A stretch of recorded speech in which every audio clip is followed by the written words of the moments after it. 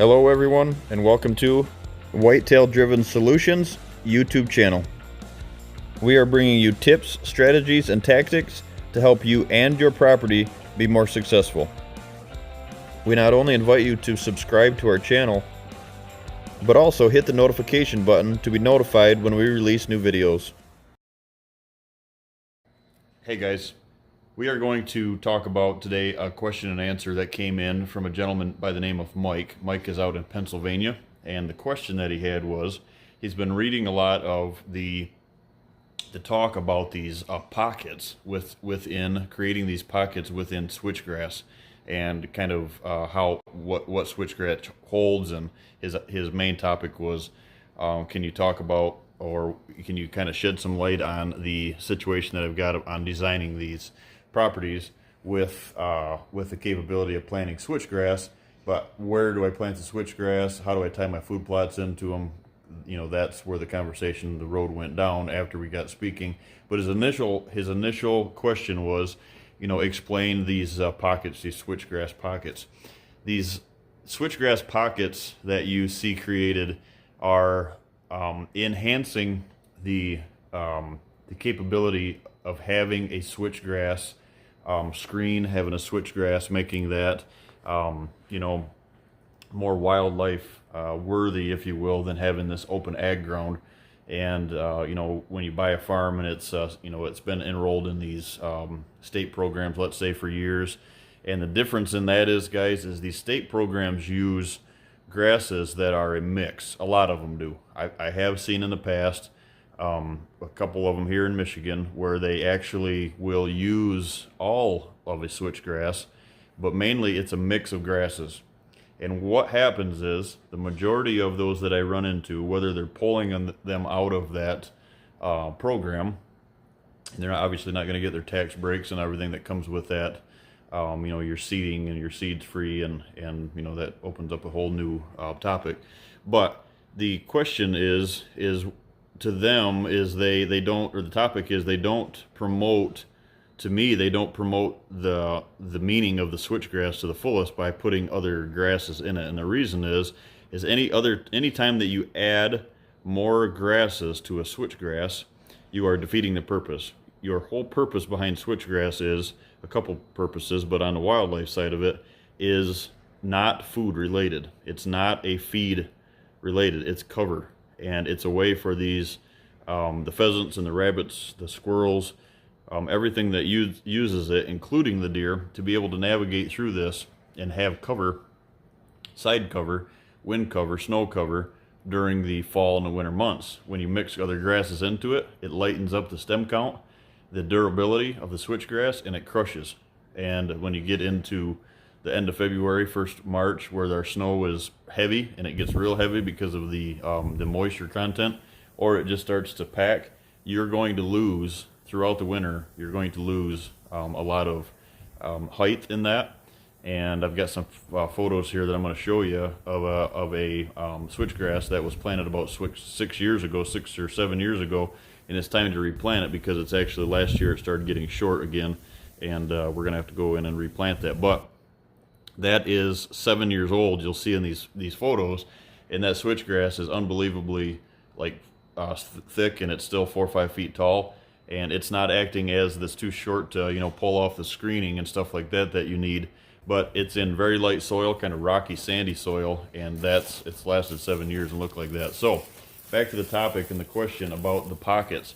What I've done today is, we had last week I had a diagram here on the, you know, the explaining these hub style bedding areas that I've got, and what I wanted to do is show you how you can tie these pockets in, but the way I feel that you should tie these pockets in an area that is has been planted to switchgrass. And the idea is, what you're doing, guys, is you're putting feed into that switchgrass. But by doing that, you got to remember, when you start opening the switchgrass up, it goes from a habitat cruising area, as far as deer using it as edge. It goes from making it the soft, you know, farm usable ground that wasn't usable before.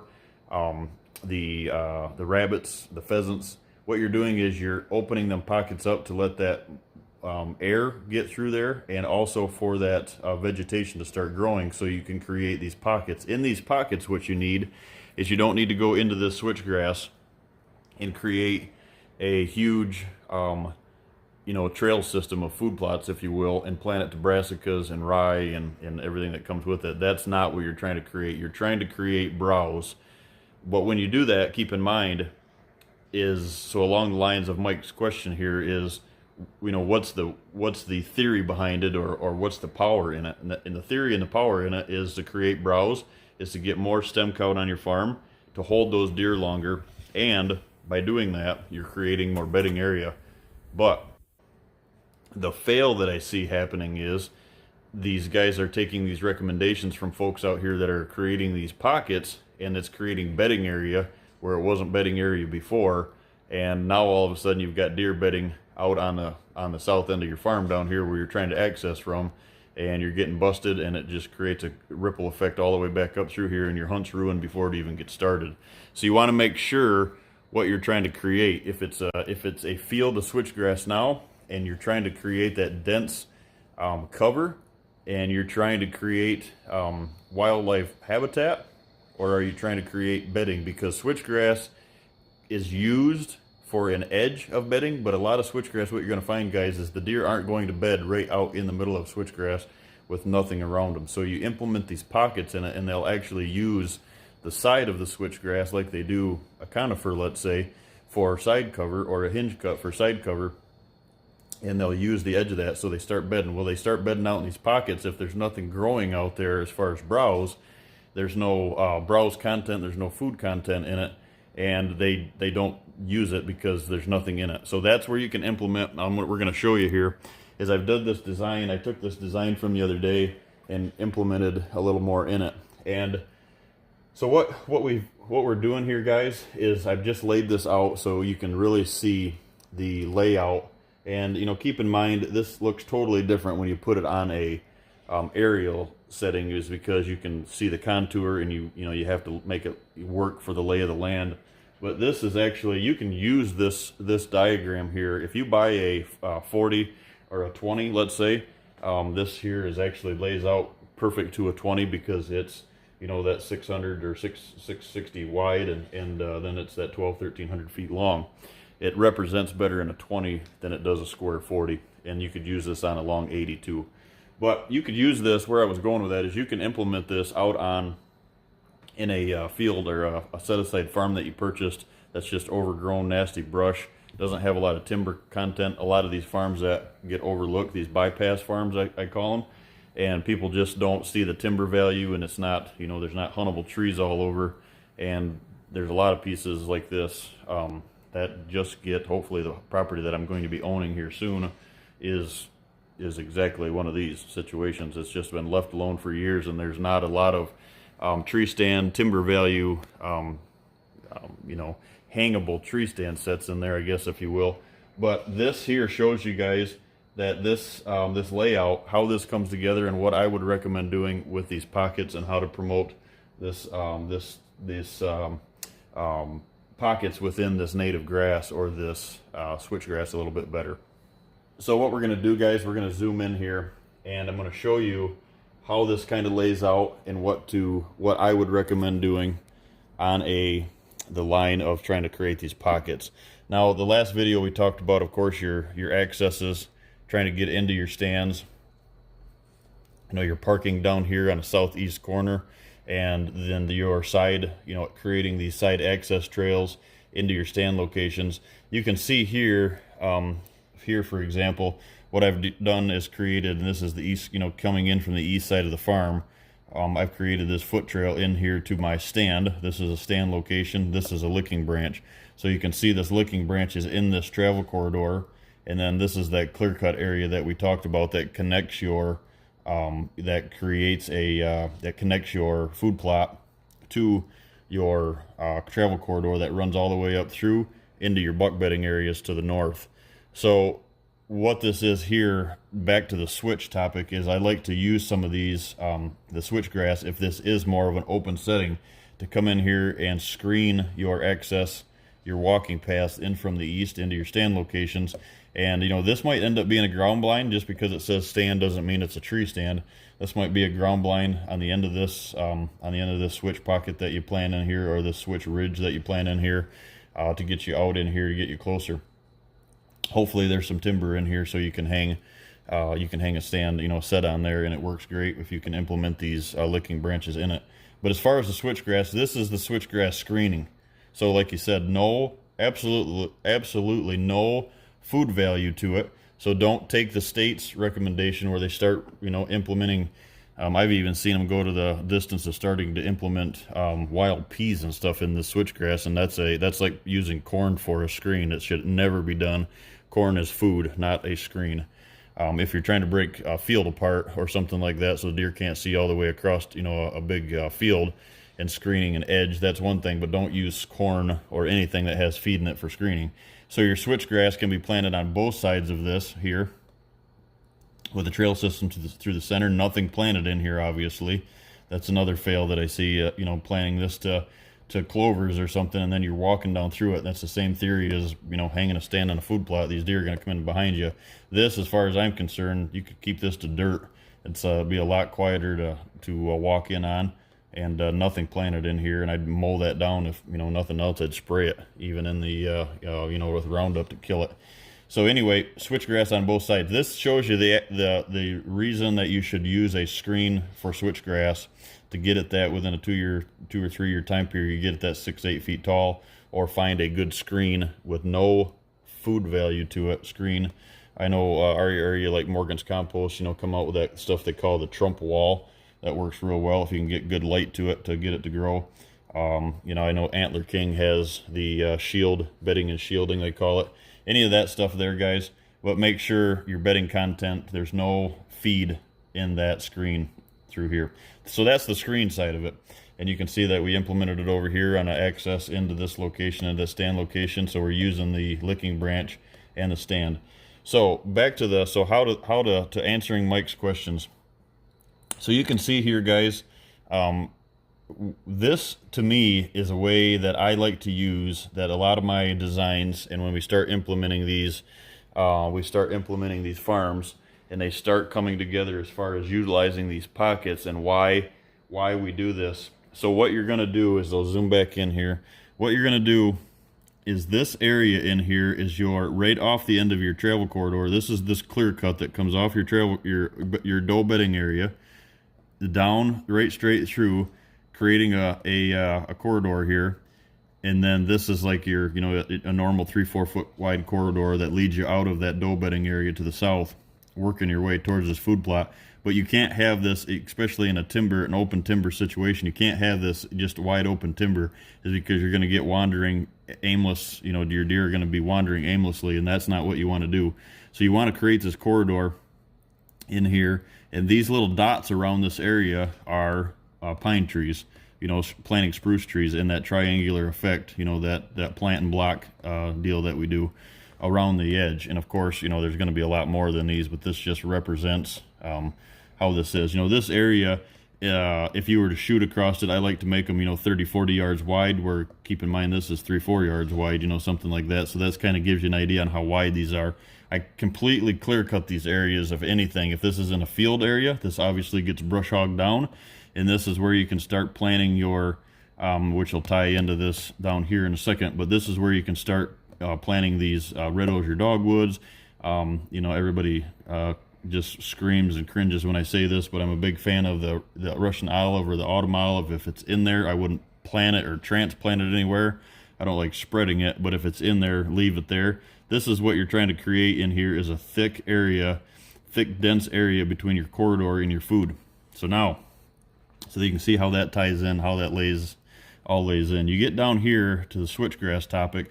These are these pockets, guys, that everybody is using and creating in internal, and like I've got this one labeled for you, and I drew this ahead, so you know the video didn't get carried away too lengthy here. But what I've done here is, this is your main food plot. So you can see there's a bottleneck up here, a pinch point up here that, you know, not too tight, but you know, if this is 30-40 yards wide, keep this 20 yards, 25-30 yards wide, so the deer feel comfortable coming out into it. But after this is all, a couple of years of this getting thick, Comes out in, this is your brassicas. This is your holding power, depending on the size of your farm. And this is your fall food, depending on your deer densities. What you're planting in here is your, if you got clover and alfalfa in here, and then you're coming back through and you're putting in your brassicas or whatever. But this is your main food source on these small parcels, where it's okay to let these deer go to the south off the farm into these destination feed locations, your corn and your beans. But this here to me is your brassicas. This is the pockets that we were talking though. So to answer Mike's question is, what do you put in here? What I like to, a lot of guys you'll see is they take this whole area here, and it kind of looks like kind of starts looking like a pizza or a pizza pie, or I've heard all kinds of, what it looks like. It's kind of a broken effect in here, and there's just aimlessly rounded off big circles in here, and these circles don't lead to anything. They're just pockets in the switchgrass. And what they're doing, guys, is they're creating pockets, which, you red osier dogwood, you can even put, I wouldn't overdo it, but put like 1 or 2 conifers in here, 1 or 2 spruce trees in each one of these pockets. What you're doing is you're creating a bedding area. You put the red osier dogwood in there, you get some of that brush count, that stem, and we'll talk about another idea here that I've done. I'll show you some pictures, what I've implemented in these the last couple of years, and it's really worked. But you're looking for stem count. You're looking for these. This is not a timbered area. This is a pocket area that you're going to put this doe bedding area on the outside. You're going to start putting this doe beds on the outside of the food. So these does, these family groups of does are going to start using this area. So it's just not an open, a no man's land here. You're going to bed these does closer to the food. Hence the reason that I do not hang tree stands or rifle blinds on the food, the field edges or these food plots, is because if you're going to create these and you're trying to make this sanctuary effect around your food source, you cannot possibly get in and out of here without blowing deer off from here. Now, if you can come in and get this, within the next couple of years, you can get this really good and thick. You can cheat the system here a little bit by these rifle blinds down here if you had to. But if by strategically placing these rifle blinds on these 20s, let's say, and these 80s, you should be able to see into most of these areas, especially if you're up on a ridge here looking down into all this creation. But so the switchgrass, this is, you plant this when you initially do this, you're planting this switchgrass into 10 or 12 pounds per acre, and you're getting it really thick.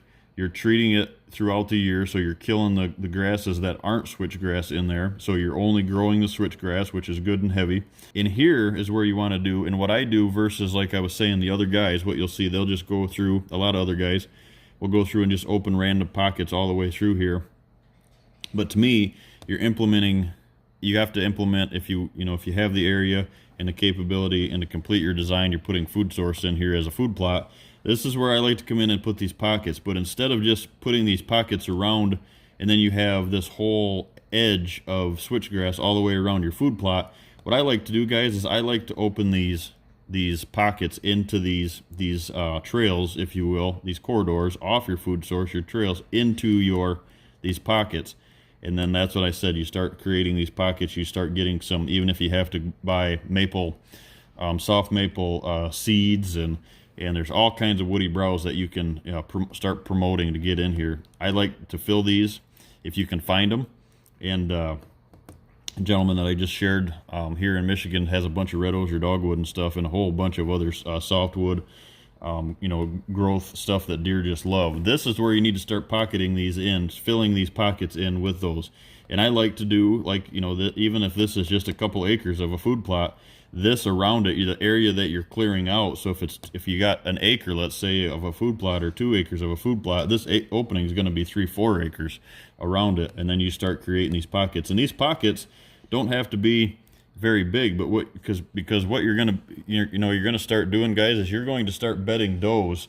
Not only here, these does are gonna use this pocket. Like I said, they'll back up to the switchgrass now, and internal these pockets. So this becomes doe bedding. You're gonna line them up in here. You're gonna line them up in here. You're gonna put them in here. So now what this does. So to finish the question on what this does and why they're doing it and what the power is because you're taking the pressure off your main doe bedding areas, you're not piling all the, obviously you've created this hub style design, and now you've got these other hubs in here, these buck bedding areas that you're placing your bucks outside of the doe bedding areas to make these more personable, or private areas, I guess I'm trying to say, private, buck bedding areas away from the Dramma. So then you're keeping your main core here, your doe bedding area, the Dramma filled. This is where all your deer dander and all that stuff is. But as you can see, it's connected. So a buck comes out of this buck bedding area. He's going to come through this open corridor, this clear cut, right down through. You can see this corridor leads right down through all of this. And that's how you keep your line of travel active, is drawing this all the way up through and keeping this all in line. That's how you keep these deer from wandering, and you're trying to give them structure. They're a creature of edge, so if they're a creature of edge, you just promote as much edge as you can possibly promote to help yourself. So this is where these pockets come in. This is how I tie the pockets into my food plots. Now, if there's not a food plot in here, obviously, then what you do is these pockets are just random pockets out in the field. So if we were to take this pocket, or to take this food plot out of the equation, some farms that I go to in a state program where this is your farm, let's say from here down is from this line down is your timber. A lot of these farms that you pull into, and we've all seen them, is you pull in and this is all hayfield out here. There's no value out here. This is all hayfield. It might be ag now or whatever. And then this is where your timber starts, obviously, because this is easy access off the roads for years to get equipment in and out of. So this is a property that I see a lot of. But in a state program, they'll take this whole section here. So out of your 20, let's say, you're getting paid for 10 acres of CRP or set aside, and they're putting it into this native grass. Well, by going in here and opening up these pockets, guys, what you're doing is you're putting a pocket here, and doing this whole pizza effect, if you will, all over this this area. Now what you've done is you don't know for sure where anything could be bedded in here, anywhere in these pockets, and it spreads things out way too much. So in these areas, this is where I like to come in, and this is like I said, plant these. This is a line or two lines of spruce here, because of your walk areas next to it. You go over to the other side, there'll be quite a distance here between your food plot, obviously, and your fence row, and then your switchgrass is 6 to 8 feet tall, so that's going to block it. That's going to take the noise down, and then you've got you can come over here and do your your spruce trees all the way up through here, and then your walkway ties up through here to your stand locations.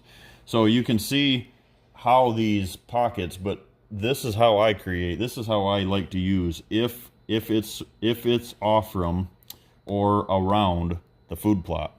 Now, like I said, if it's not a food plot situation and you're trying to take as much of this 10 acres into effect that it's been rolled into a state program for years, then yes, these pockets are just randomly placed out here, but you want to keep these random pockets out here away from your road.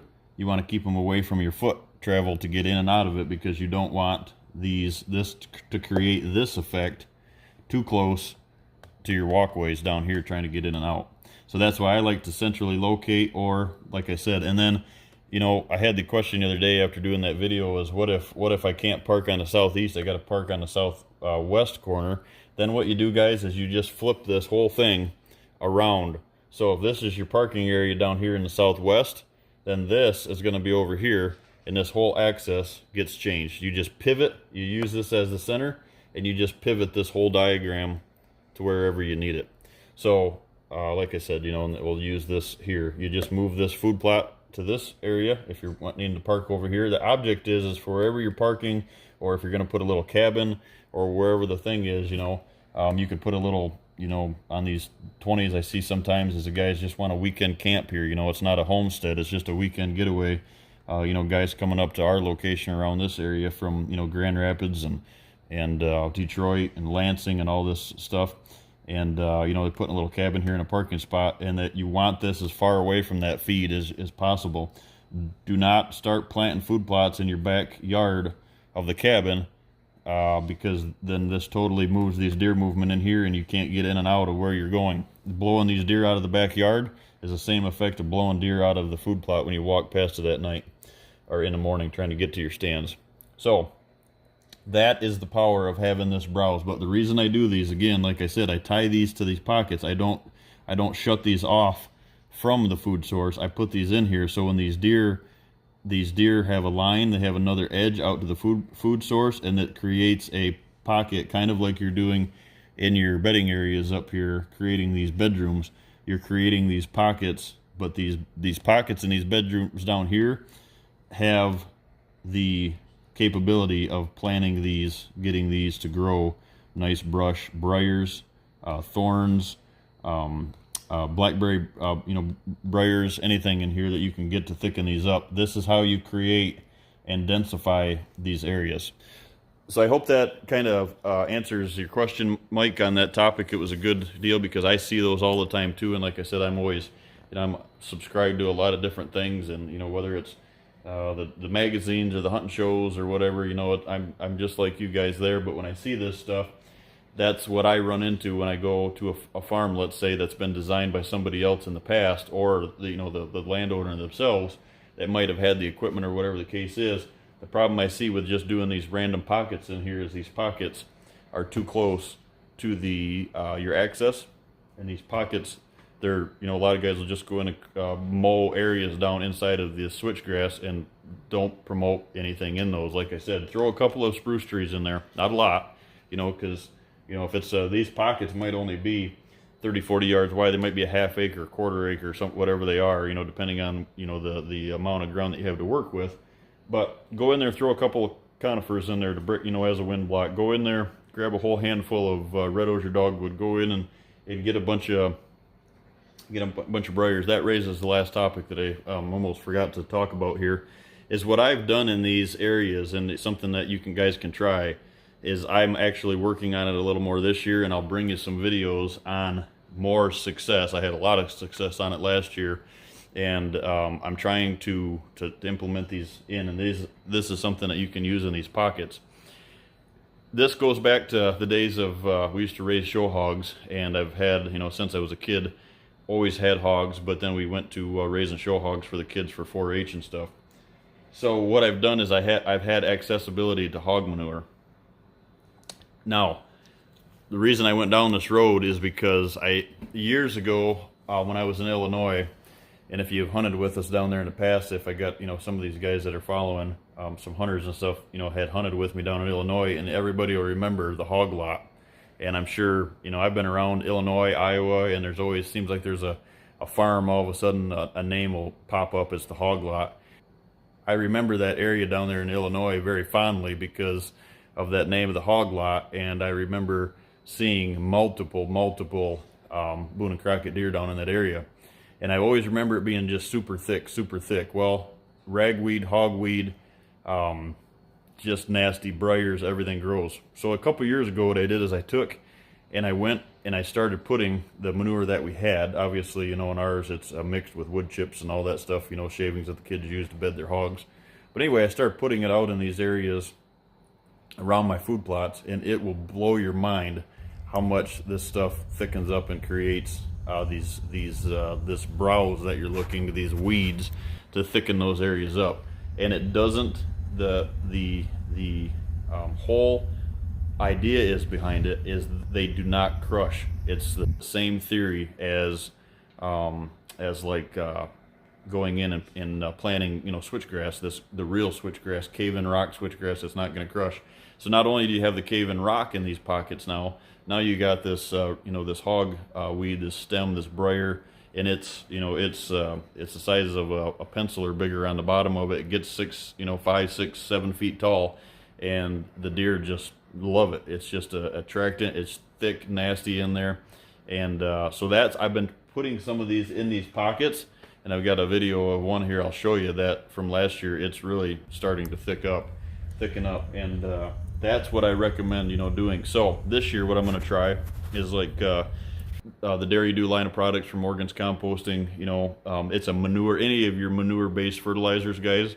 I'm using this in these pockets to help promote wild growth vegetation, annual vegetation that comes in, and then those it'll die off and it creates a hard stem in the fall, and before you know it, Now you have just a thick, good bedding area, and these pockets are a perfect spot to place this stuff to get it, you know, thick and usable, if you will. So that's kind of the design, guys. That I appreciate Mike reaching out on YouTube there. Great question, and I hope that solves some issues or some. I've had that, you know, that comment in the past about what do we do as far as the these pockets, and why are they being used, and why is there so much focus on them right now? And that's the power of it. That's the reason behind it, and that is what you're trying to do. You're trying to open those areas up that are normally just switch and don't have the value. That opening them up, and they just get to a point where you need more if you're looking to make them into a beddable area and use them to spread out that doe density on your farms. That's exactly what it does. It spreads the Dramma, if you will, around, and that's exactly, by using them around them food plots like that, that's exactly what you can accomplish. So, perfect area for a buck to come from this bedding area, work his way all the way through that direct line of travel that we create, right down through, out into the food plot, and he's checking does. He's in his world. He's in his element the entire time you're hunting him. So, thanks, guys. Appreciate it.